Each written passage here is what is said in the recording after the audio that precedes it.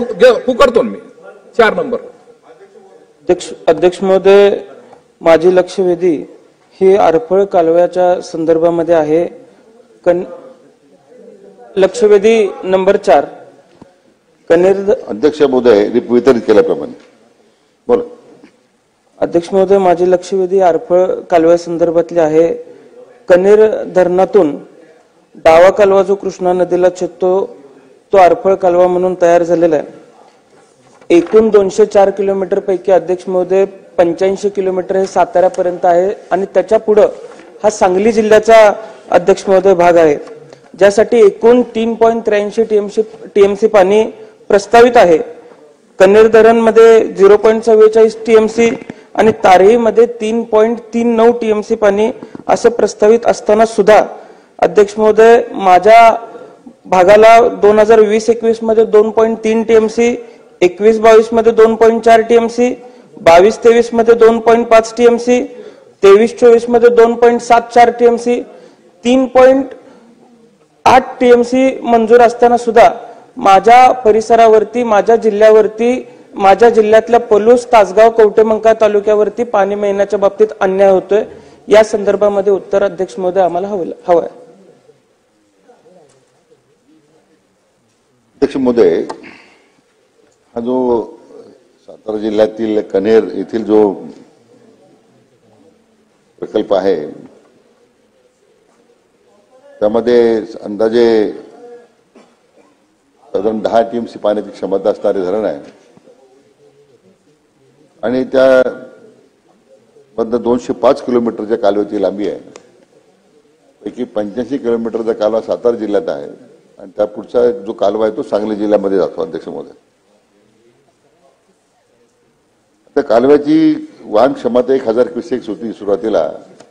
800 क्युसेक्सनी तो कालवा इफेक्टिव्ह आज वाहतोय, परंतु 40 वर्षापेक्षा जास्त कालावधी झाल्यामुळे त्या कालव्याच्या मध्ये पाझरण्याचं प्रमाण, फूट तुटीचं प्रमाण, स्ट्रक्चर जेव्हा बऱ्यापैकी डिप्लेट झाले पडलेले आहेत, त्यामुळे जे पाणी ज्या क्षमतेनं त्या कालव्यातून व्हायला पाहिजे आणि 85 किलोमीटर पर्यंत मिळायला पाहिजे त्याच्यामध्ये मिळत त्यांनी वस्तुस्थिती जे मान्य सदस्य सांगतात ती बरोबर आहे.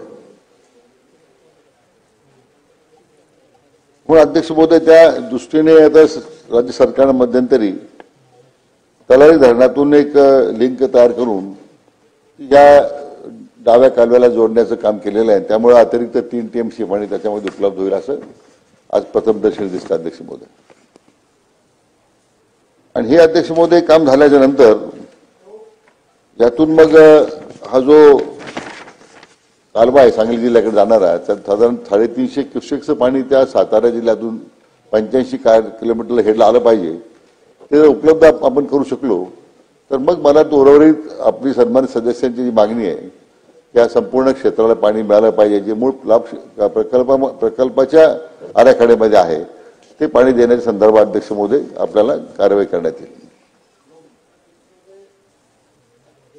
अध्यक्ष महोदय, हे पाणी खरं तर टेक्निकल अनेक तांत्रिक कारणात हे पाणी न मिळण्याचं, त्यामध्ये एक तांत्रिक कारण मंत्री महोदय असं आहे की पलूस कालव्याच्या पुढं ज्यामध्ये बांबवडे, तुर्ची, तासगाव शहर, बलवडी, पलूस इथे भूसंपादनासाठी साधारण 200 कोटी रुपये अध्यक्ष महोदय प्रस्तावित आहेत आणि लाइनिंगसाठी 40 कोटी रुपयाची मागणी सुद्धा विभागाने आपल्या विभागाकडे केलेली आहे.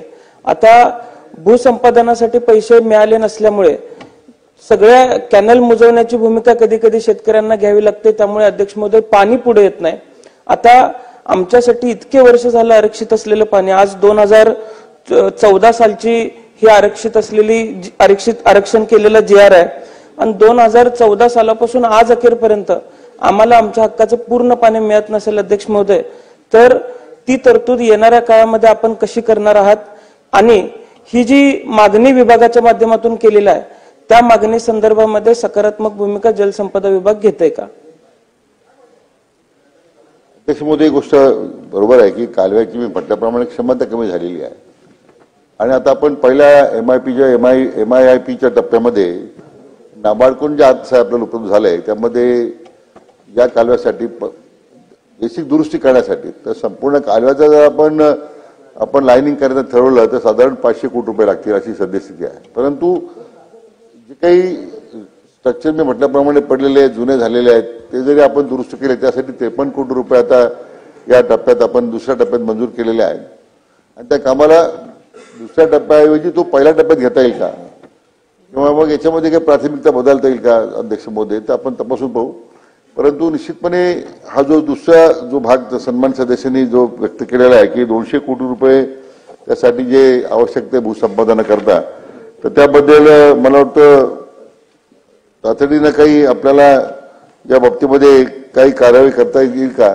कारण आज तो प्रस्ताव जो आहे भूसंपादनासंदर्भात, आज आपण दोन भाग आहेत. एक तर उर्वरित कालव्याच्या भूसंपादनाकरता जी काही प्रलंबित प्रश्न आहे त्यासाठी आवश्यक निधी आहे तो आपण कसा उपलब्ध करता येईल अध्यक्ष महोदय, आपण निश्चितपणे विचार करू. परंतु आयोजक क्षेत्रामध्ये ज्या कालव्यातून आज पाणी जातं त्याला प्राधान्यानं पाणी दिलं पाहिजे ही आपली जी मागणी आहे, त्याबद्दल शासन अतिशय सकारात्मक आहे. या बाबतीमध्ये निश्चितपणे कार्यवाही करण्यात येईल. लक्षवेधी क्रमांक 8.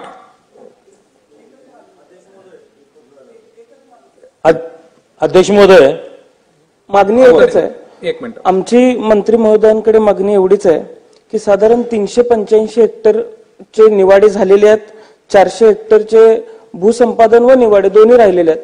त्यामुळे हे जे निवाडे राहिलेले आहेत जिल्हाधिकाऱ्यांना आपल्या विभागाच्या माध्यमातून आपण आदेश द्यावेत, कारण शासनाचे पैसे तिथे अकाउंटवरती येऊन पडलेले आहेत. शेतकऱ्यांना शेतकऱ्यांच्या हक्काचे पैसे मिळाले पाहिजेत आणि शेतकऱ्यांच्या हक्काचं पाणी सुद्धा मिळालं पाहिजे, हीच भूमिका आपण घ्यावी अशी विनंती आहे. अध्यक्ष महोदय, निश्चितच सन्मान्य सदस्यांनी जी सूचना केलेली आहे, तर मी आजच आमच्या अपर मुख्य सचिवांना संबंधित जिल्ह्याच्या जिल्हाधिकाऱ्यांना या तात्काळ सूचना देण्याची आम्ही कार्यवाही करू. आणि निधी उपलब्ध आहे, अवॉर्ड झालेले आहेत, तर तात्काळ या सगळ्या संबंधित लाभ शेतकऱ्यांना त्यांचा मोबदला देण्यासंदर्भात अध्यक्ष महोदय कार्यवाही करण्यात येईल. नवनवीन घडामोडी पाहण्यासाठी स्टार महाराष्ट्र न्यूजला सबस्क्राईब करा आणि ताज्या बातम्यांचे अपडेट मिळवण्यासाठी बेल आयकॉनला प्रेस करा आणि परिपूर्ण बातमीबरोबर रहा, इतरांपेक्षा एक पाऊल पुढे.